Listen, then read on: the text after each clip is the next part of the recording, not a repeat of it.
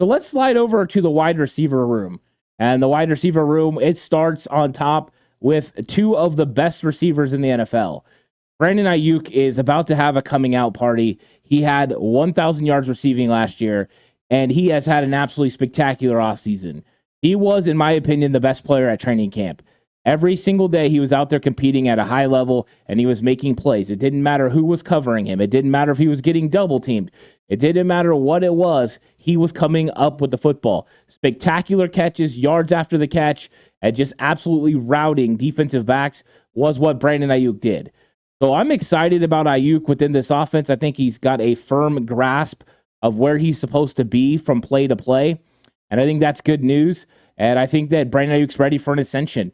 And with Deebo Samuel, this is the most healthy I've seen him ever since I've been going to training camp. He looks really good. He's in great shape. And I think that's good news for the 49ers. And what I saw in training camp and even during the preseason was Deebo be able to separate on his own without needing Kyle. So one-on-one situations, Deebo was winning. And if that's going to be the case and he's going to be dynamic as far as being a solid receiver and not just, the screens and the slants, but he can do it all, he's going to be very hard to stop. And this 49ers offense is going to be hard to stop because Brandon Ayuk and Deebo Samuel together are spectacular. So I have those two guys as the starting wide receivers, and I think they're A for wide receivers. They fit exactly what Kyle wants, the do-it-all kind of guy, with Deebo Samuel, and then the solid X-receiver in Brandon Ayuk. I think this is a very good group of wide receivers, and the starters are spectacular. Gave them an A. All they can do is upgrade to an A+, and if they both get 1,000 yards in this season, I'll be more than happy to give them an A+ as starters, but I thought they've done really good. Now when we're talking about the depth, you have Juwan Jennings, and Juwan Jennings fills a role that the 49ers want and need within this offense, so he's very valuable. So I'm going to take that into account when going through the grade. But you're talking about a guy that converts on third down, third and Juwan, all the time, but also is significant in the blocking as far as running the football. And those things can't be discounted when you're talking. It's not all about receiving when evaluating wide receivers, but also what they add to the offense, either in the run game themselves or blocking in the run game. And Juwan Jennings has got a very significant role for Kyle Shanahan. So I think he's a very nice depth piece. Ray McLeod, I'm going to count him because we're not talking about like the depth right now, but the depth for the season. And he's going to be back 2, 3, 4 weeks into the season, and he'll be providing everything he does. And as a Z receiver, he's often the backup for Deebo Samuel. And the things that he can do with the ball help Kyle Shanahan not have to alter his game plan or take out parts of his game plan because Deebo Samuel's not in the game.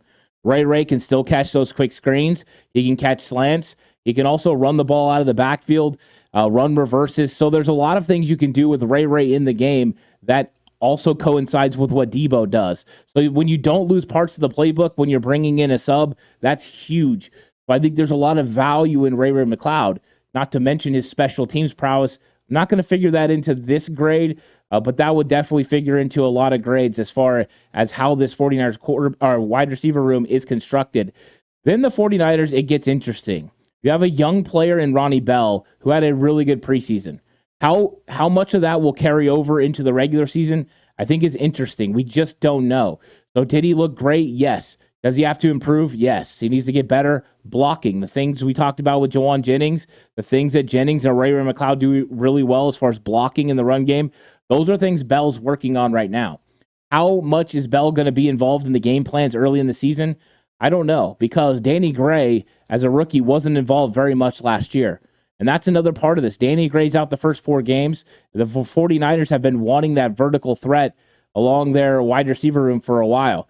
So I think him being out definitely hurts the 49ers right now, but I want to figure him in because I saw him in training camp. He looked spectacular. He was creating separation. He was catching every which route he could and creating yards after the catch. This is not the Danny Gray I saw in 2022. It was a much more mature, much more disciplined, and further along in his development Danny Gray. So I'm excited about both of those young guys, but I have to also grade it kind of on that shift of players, and how they're going to be able to operate. Then I had to take into account a couple of guys the 49ers put on the practice squad, and Chris Conley and Willie Snead. And the reason is the 49ers are going to be counting on them early on in the season while Danny Gray is out. So Danny Gray's on the IR, which means these two figure heavily into potentially coming up to the active roster and helping the 49ers. So I think when it comes to those guys, I figured them into this as far as depth. I know they're not on the active 53, but I wanted to take into account their contributions a little bit. So with that being said, I talked about giving the starters an A, and I gave the depth at the wide receiver position a B, and it's a solid B. Jawan Jennings and Ray McLeod do it.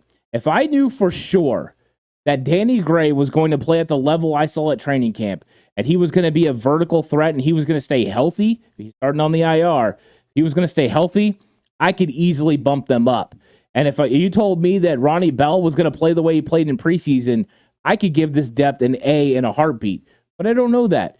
And I think those are questions that are going to have to be answered. So it's very good. You have that very good starting group. They're solid. Those next set of guys are really good at what they do within the offense. And I think they're needed for this 49ers team to be successful. And Kyle's built it to use these guys together. But I think the question marks kind of give you a B in the depth department. But overall, I think this 49ers wide receiver room gets an A-.